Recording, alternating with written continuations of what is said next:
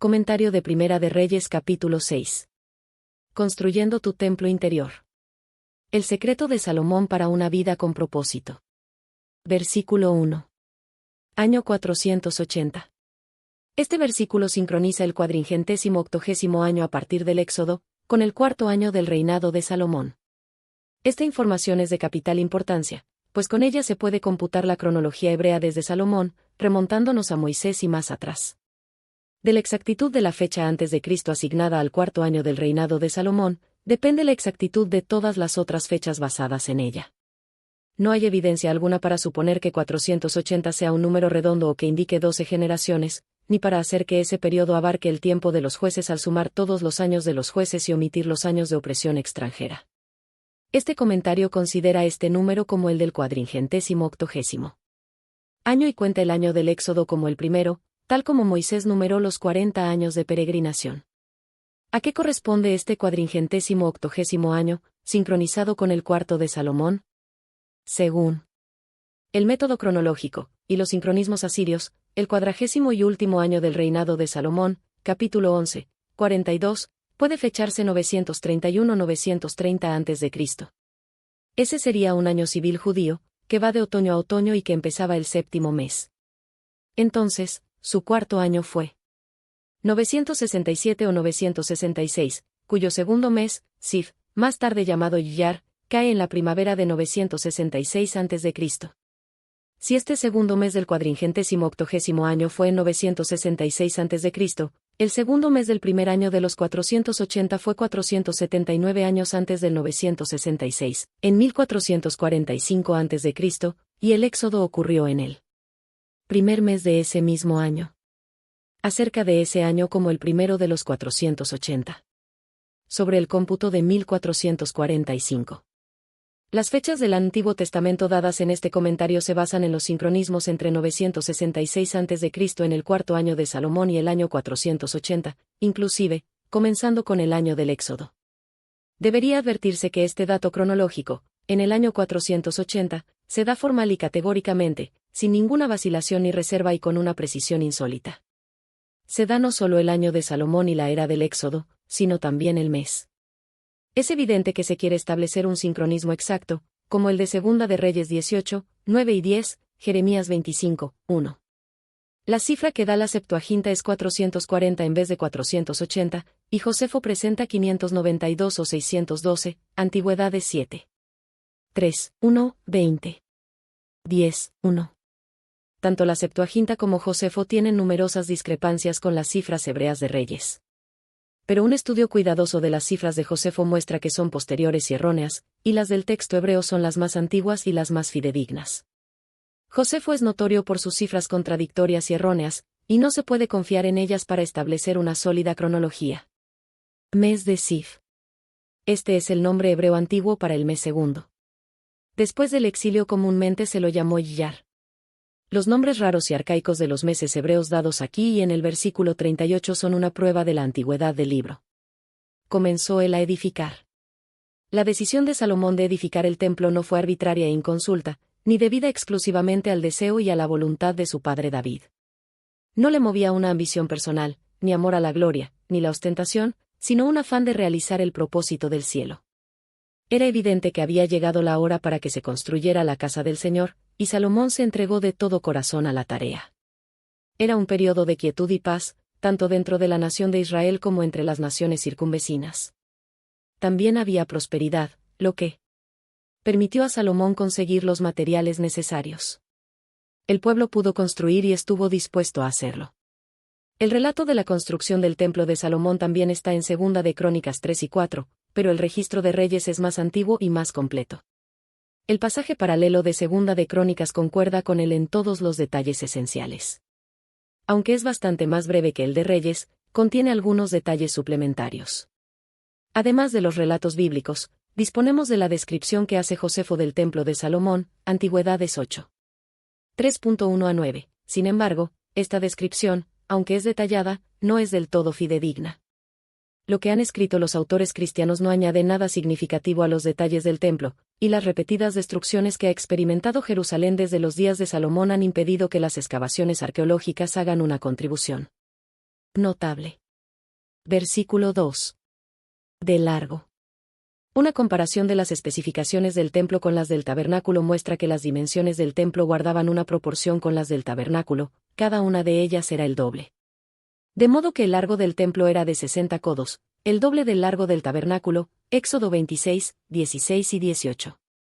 Las dimensiones en sistema métrico serían 26,7 metros de largo, 8,9 metros de ancho y 13,3 metros de alto, aproximadamente. El tabernáculo del desierto fue hecho estrictamente de acuerdo con el diseño mostrado a Moisés en el monte, Éxodo 25, 9, 40. El templo, al ser diseñado a semejanza de la construcción antigua, se ajustó al modelo original. Además, David transmitió a Salomón minuciosas indicaciones para la construcción del templo, tal como le habían sido reveladas por inspiración divina. Versículo 3. El pórtico. En la parte delantera del templo había un pórtico de 8,9 metros de largo y 4,5 metros de ancho. No se da su altura en Reyes, pero en Segunda de Crónicas 3, 4 se nos dice que era de 120 codos, 53,4 metros. Esta altura no coincide con nada conocido en la arquitectura antigua, y daría a la construcción proporciones muy insólitas y una apariencia rara. Varios de los manuscritos de la Septuaginta y de la Siríaca dicen 20 codos. El hebreo generalmente repite la palabra para codos con cada dimensión. En el texto hebreo del pasaje de Segunda de Crónicas 3, 4 se omite la palabra codos al referirse a la altura. Está esa palabra en la Biblia Reina Valera revisada, pero no en la Biblia de Jerusalén, que en este caso se ajusta más al original. En hebreo se parecen las palabras codo, ama, y 100, mea, y es posible que una se hubiera escrito por la otra. Versículo 4. Ventanas anchas por dentro y estrechas por fuera. Ventanas con celosías, Biblia de Jerusalén. Los eruditos hebraístas aún no han despejado la incógnita del significado exacto de este pasaje.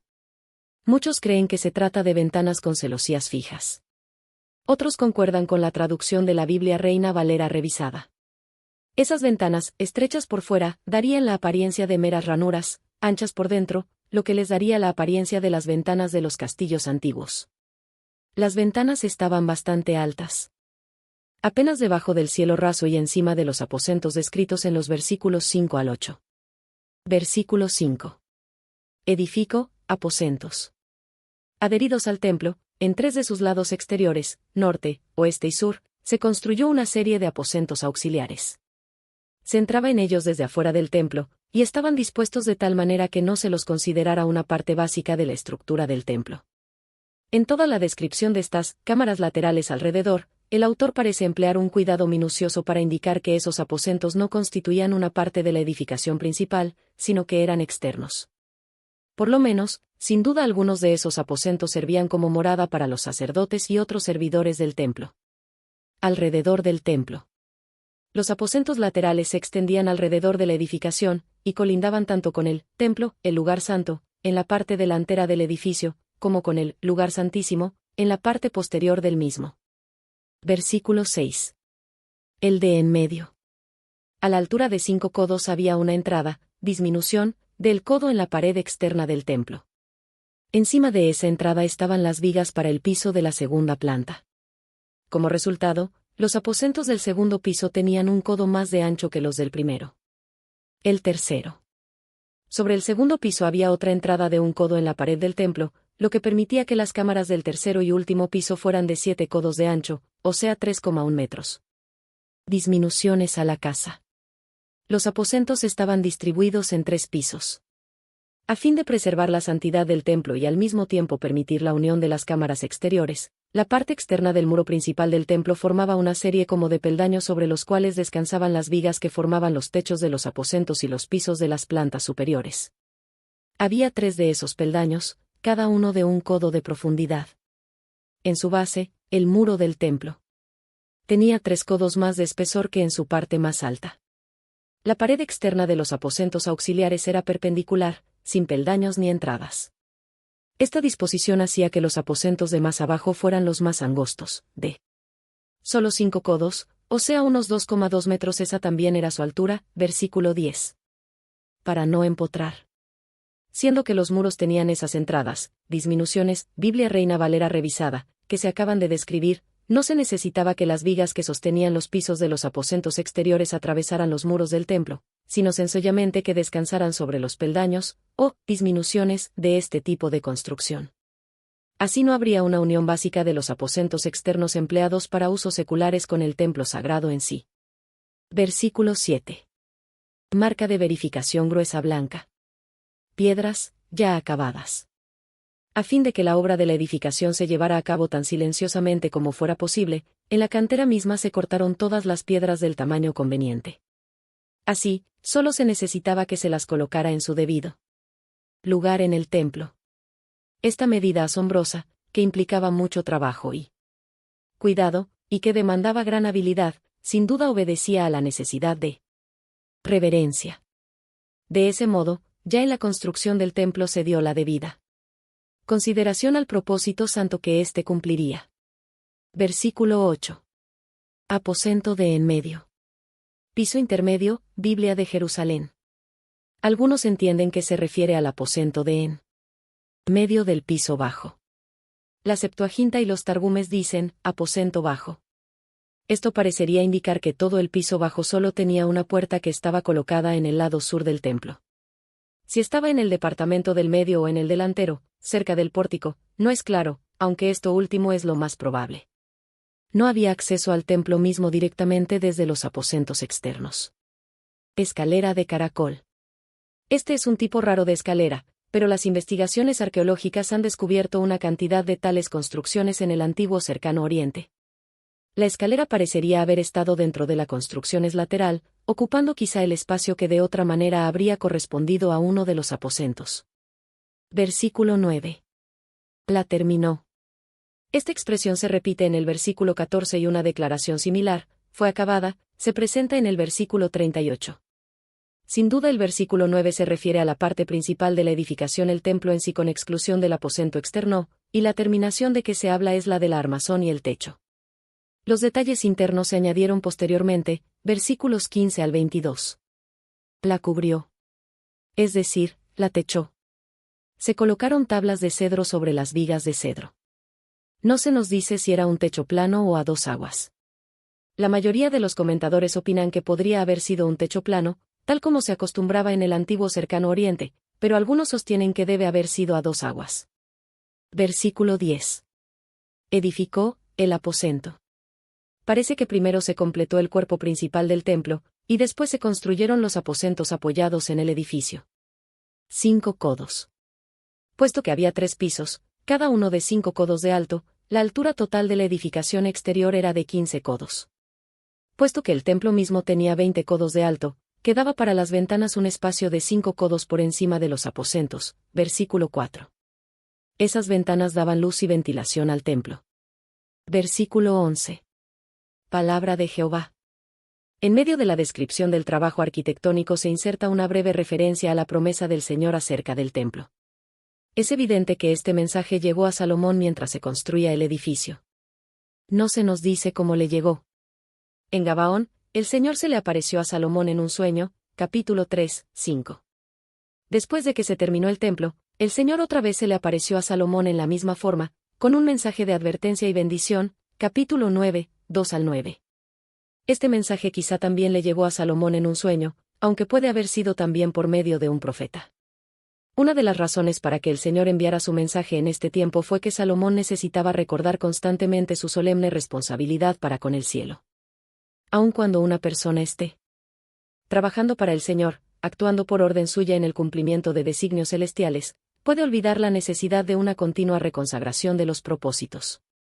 Siempre existe el peligro de que proceda de una manera que le haga perder la bendición divina. Vez tras vez el Señor envía a su pueblo mensajes destinados a recordarle la vital importancia de aferrarse a los principios básicos, lo único que asegurará prosperidad, paz y bendición continuas. Versículo 12. Si anduvieres. Son condicionales las promesas o amonestaciones del Señor en cuanto a lo que hará a sus hijos, Jeremías 18, 7 al 10, Jeremías 26, 13. Difícilmente podrían ser de otra manera, puesto que las leyes básicas de causa y efecto actúan constantemente en relación con todas las obras de los hombres, ya sean buenas o malas. La obediencia a las leyes de Dios es para el propio bien del hombre, puesto que esas leyes se han dado para beneficio suyo y del mundo en que vive. Los mandamientos de Dios nunca son decretos arbitrarios. Señalan siempre un sendero de rectitud y bendición. La desobediencia a esas órdenes inevitablemente acarrea dolores y congojas. La rectitud es la base de la paz, del bienestar y de la prosperidad del hombre. Proverbios 11, 5 y 19, Proverbios 12, 28, Isaías 32, 17 y 18. Es un hecho sencillo pero inexorable que la paga del pecado es muerte, Romanos 6, 23, y que el pecado, siendo consumado, da a luz la muerte, Santiago 1, 15.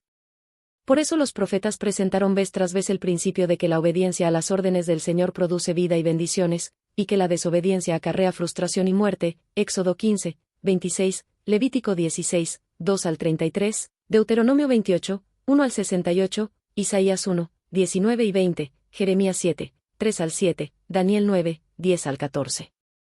Cada generación y cada nación necesita comprender con claridad que para disfrutar de paz y bendiciones hay que cumplir con las leyes fundamentales de rectitud y justicia. Las leyes de Dios son las leyes de la vida. Versículo 13. Habitaré en medio. Repetidas veces Dios ha indicado que desea estar cerca de los suyos, Éxodo 29, 45, Levítico 26, 12, Isaías 41, 10 y 13. En esa comunión el pueblo de Dios halla su mayor paz y su gozo más excelso, Isaías 12, 3 al 6, Sofonías 3, 14 y 15, Zacarías 2, 10. Básicamente el ser humano es espiritual, creado para que su alma necesitara y anhelara la presencia de Dios, Salmo 42, 1, 2 y 5, Salmo 63, 1 y 8.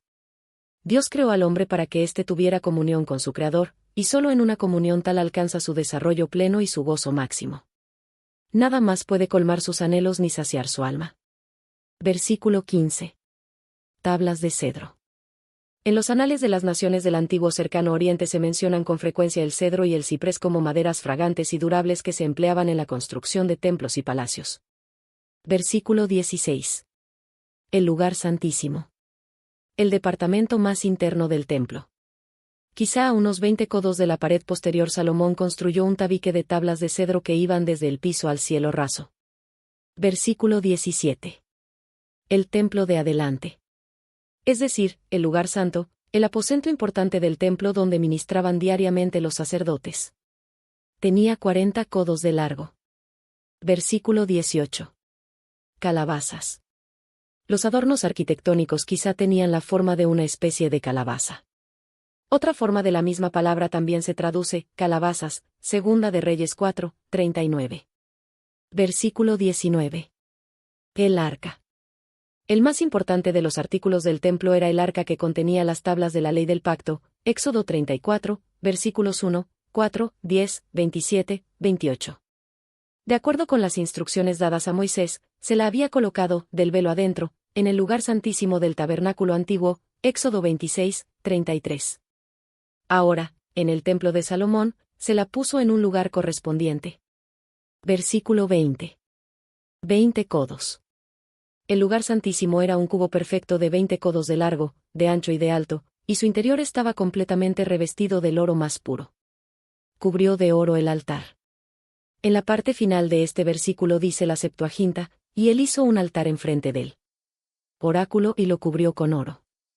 Esta traducción muestra que el altar del incienso estaba en el lugar santo, delante del velo que lo separaba del lugar santísimo, Éxodo 30, 6, Éxodo 40, 26. Versículo 22. Cubrió. No solo cubrió con oro el interior del lugar santo y del lugar santísimo, sino también el pórtico delante del edificio, Segunda de Crónicas 3, 4. No se incluyeron los aposentos laterales, puesto que no formaban parte de la casa o templo propiamente dicho. Versículo 23. 2 querubines. En lo que respecta a los querubines, también se siguió el modelo del tabernáculo, Éxodo 37, 6 al 9, pero con algunas modificaciones. Los querubines originales eran de oro puro, pero los del templo de Salomón eran mucho más grandes y por eso se los hizo de madera que se recubrió con oro. Tenían las alas extendidas al máximo, de modo que las 4 alas, cada una de 5 codos, versículo 24, se extendían a lo ancho de todo el templo, versículo 27. Versículo 31. Puertas. Estas puertas permitían ir del lugar santo al lugar santísimo. 5 esquinas. El dintel y las jambas, el umbral y los postes, RVRA ocupaban la quinta parte, Biblia de Jerusalén. La traducción de la Biblia de Jerusalén transmite mejor la idea expresada en el hebreo.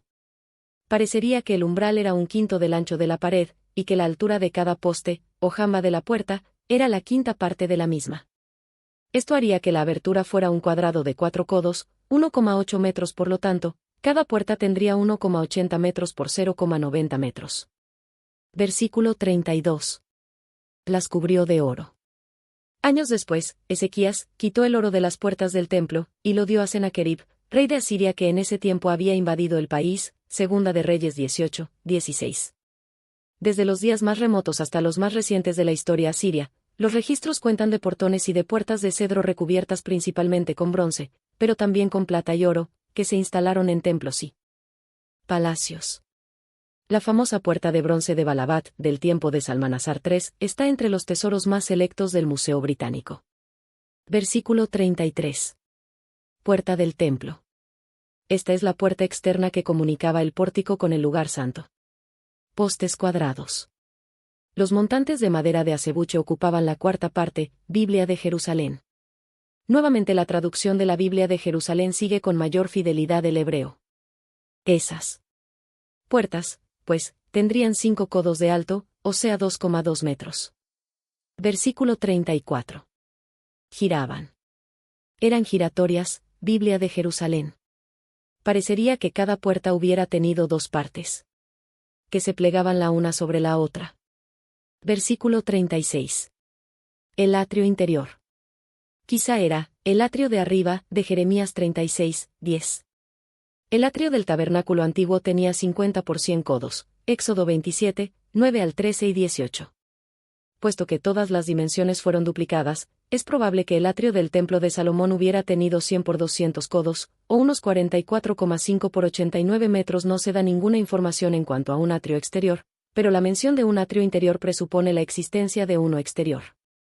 En Segunda de Reyes 21, 5 y Segunda de Reyes 23, 12 se mencionan 2 atrios.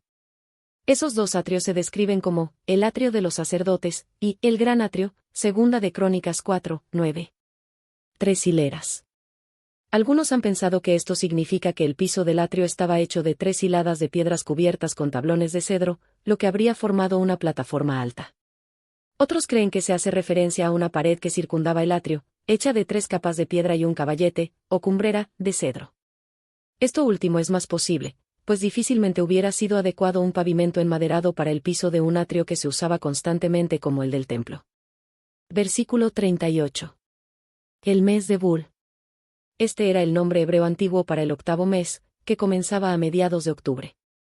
Bul significa lluvia, por lo que probablemente signifique el mes de la lluvia. Después del exilio se lo llamó Maresván, abreviado más tarde como Esván. Detalles tales como el mes y el año del reinado de Salomón cuando comenzó y se completó la obra del templo, y el empleo de palabras arcaicas tales como los nombres de los meses hebreos, constituyen una evidencia sumamente importante para la autenticidad de este documento. Comentario bíblico adventista del libro Primera de Reyes capítulo 5.